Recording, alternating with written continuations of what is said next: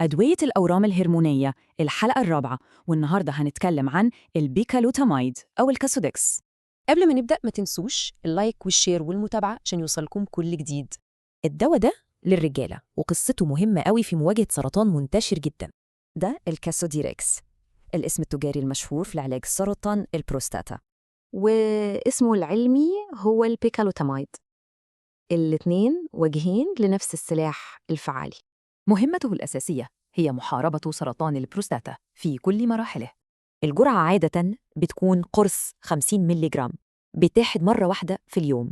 طب بيشتغل إزاي؟ ببساطة بيقطع الأكل عن الورم، بيمنع عنه هرمون الذكورة.